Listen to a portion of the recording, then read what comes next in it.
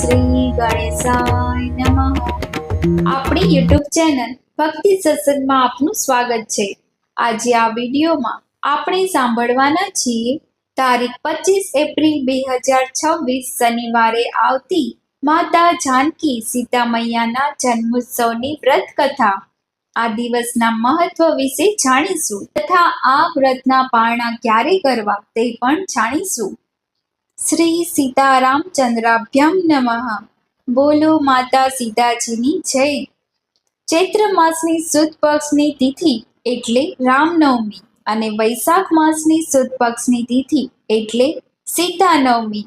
ભગવાન શ્રી રામ અને માતા સીતાનો નવમીની તિથિએ જન્મ ગણાય છે.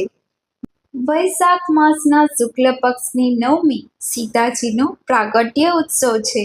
આ દિવસે આ કથા વાર્તા સાંભળવાનો તથા આ દિવસે વ્રત ઉપવાસ કરીને માતા જાનકીની કૃપા પ્રાપ્ત કરવાનો અને મા જાનકી કે જે સતી માતા હતા, સતી માતાના આશીર્વાદ પ્રાપ્ત કરવા માટે ભક્તો આ દિવસે વ્રત ઉપવાસ કરે છે.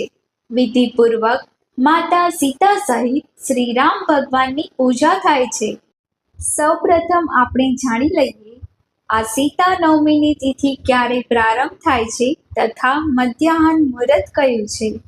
આપણા હિન્દુ પંચાંગ અનુસાર સીતા નવમીની તિથિ પ્રારંભ થાય છે તારીખ 24 એપ્રિલ 2026 સાંજે 7:21. આ તિથિ સમાપ્ત થાય છે તારીખ 25 એપ્રિલ 2026 સાંજે 6:27.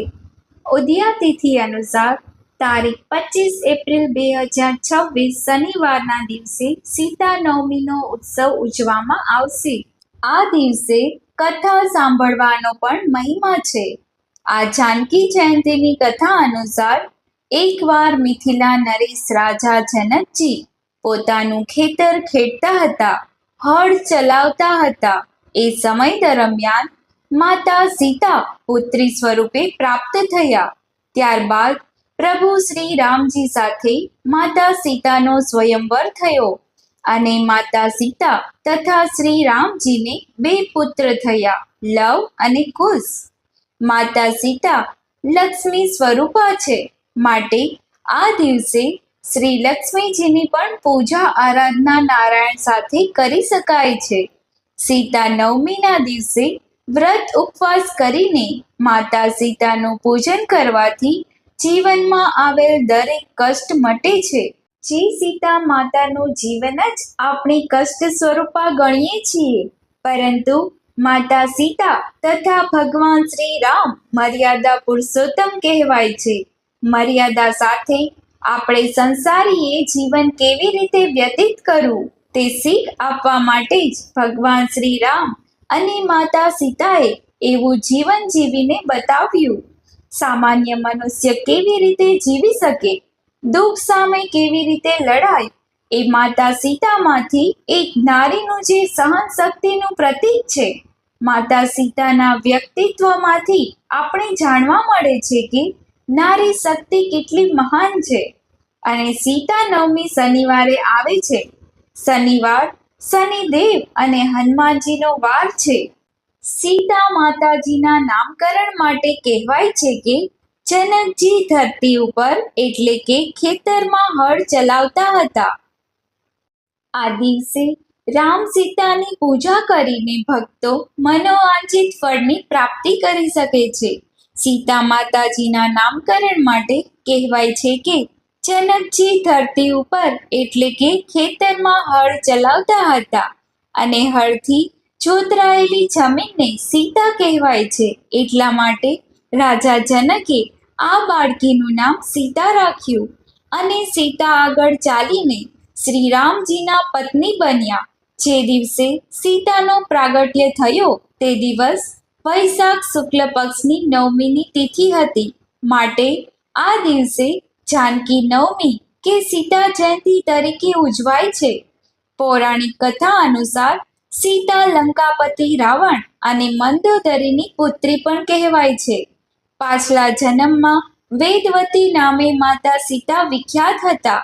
આ જાનકી જયંતીના દિવસે જે બહેનો વ્રત રાખે છે, ઉપવાસ કરે છે, તે વ્રત વિધિ કેવી રીતે કરવી તે પણ જાણી લઈએ. જાનકી જયંતીના દિવસે સવારે સ્નાનાદિથી પરવારીને ભગવાન શ્રી ગણેશજીનું પૂજન કરવું જોઈએ. માં અંબિકા અથવા માતા મહાલક્ષ્મીનું પણ પૂજન કરી શકાય છે. ત્યારબાદ સીતા માતાની સાથે ભગવાન શ્રી રામજીનું પૂજન કરવું જોઈએ. પૂજામાં માતા સીતાને વસ્ત્ર, પુષ્પ, સુહાગનનો સામાન અથવા વસ્તુ છે, શૃંગાર છે, તે ચઢાવવું જોઈએ. પીળા રંગની મીઠાઈનો ભોગ અર્પણ કરવો જોઈએ. વૈવાહિક જીવનની સમૃદ્ધિ, સુખી જીવન માટે પ્રાર્થના કરવી જોઈએ. જીવનસાથીનું આયુષ્ય લાંબુ રહે, કષ્ટોમાંથી મુક્તિ મળે, ઘરમાં પણ સુખાકારી રહે, તે માટે માતા સીતાને પ્રાર્થના કરાય છે. કુંવારી કન્યાઓ પણ આ દિવસે વ્રત રાખીને મનગમતું જીવનસાથી પ્રાપ્ત કરવા માટે વ્રત કરી શકે છે. વિધિ વિધાનથી માતા સીતાની પૂજા અર્ચના કરી શકે છે. પૂજા સમયે ઘણી જગ્યાએ 4 સ્તંભ મંડપના રોપાય છે. તેમાં મંડપ નીચે ભગવાન શ્રી રામ, માતા સીતા, રાજા જનક, માતા સુનૈના અને હળની પ્રતિમા બિરાજિત કરાય છે. ત્યારબાદ આ પ્રતિમાની સામે કળશ સ્થાપના કરાય છે અને પૂજન અર્ચન કરાય છે. ભગવાન શ્રી રામ અને માતા સીતાને સિંદૂર, કુમકુમ, અક્ષત, અબીલ, ગુલાલ, મહેંદી, હળદર અર્પિત કરાય છે.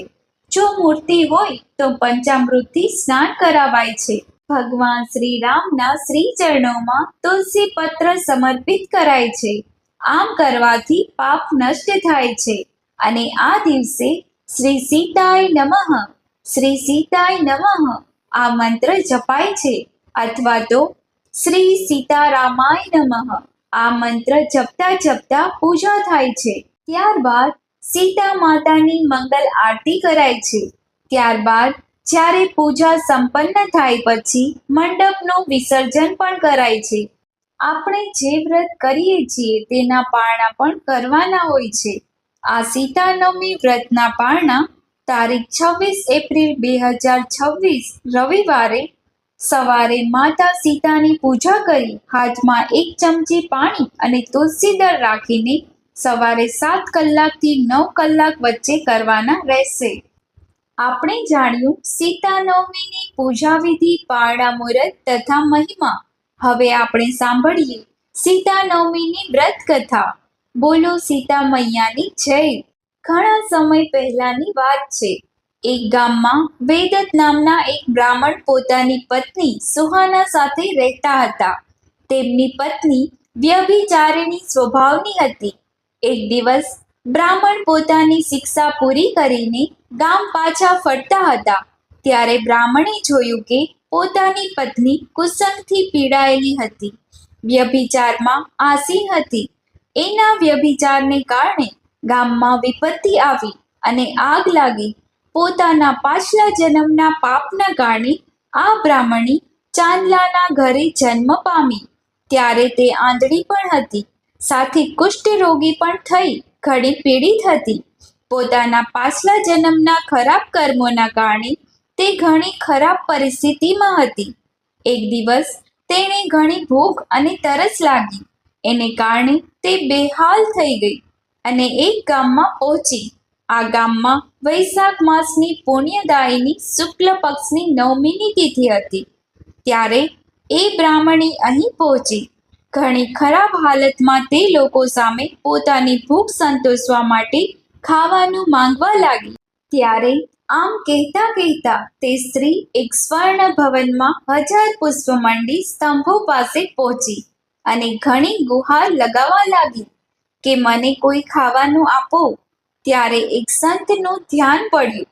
આ સ્ત્રીની દયનીય હાલત જોઈને તે સંત બોલ્યા, સીતા નવમીના આ પાવન દિવસે જે અન્નનું દાન કરે છે તે પાપના ભાગી બને છે.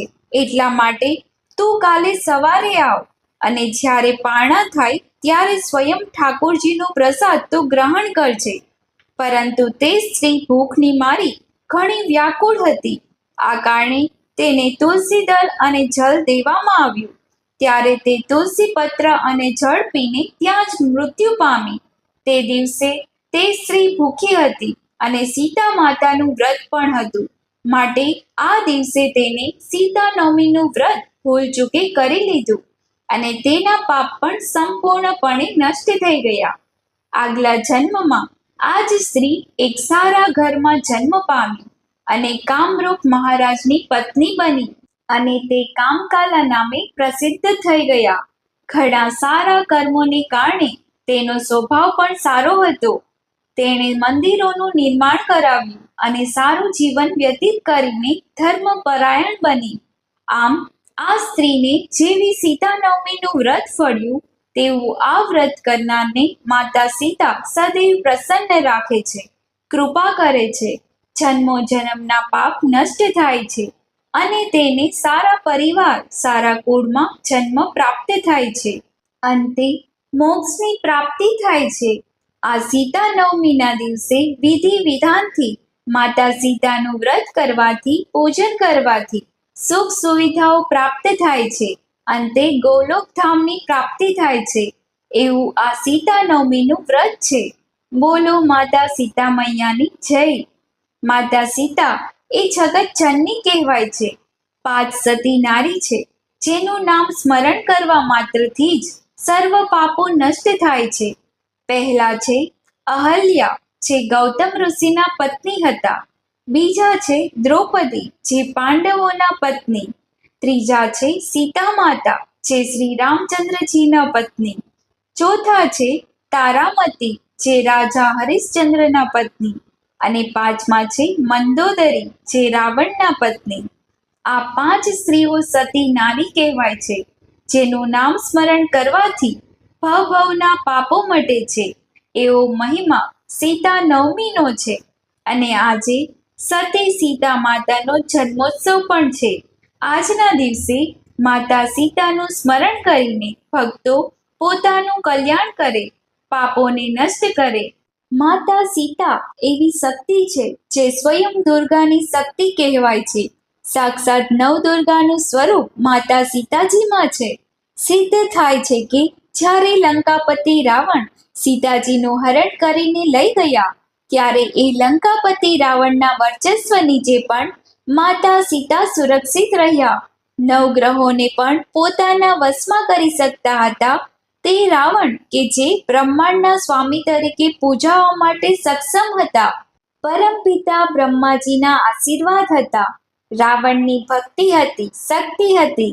એવા લંકાપતિ રાવણની સામે સીતાજી એક નાના એવા તણખલા વચ્ચે રાખીને સુરક્ષિત રહ્યા. એવા સીતા માતાને આપણે કોટી કોટી વંદન કરીએ છીએ. માતા, અમારી સદૈવ રક્ષા કરતા રહેજો. આપના આશીર્વાદ સદૈવ અમારી પર રહે. હે માતા, હંમેશા આપની કૃપા અમારી પર રાખજો.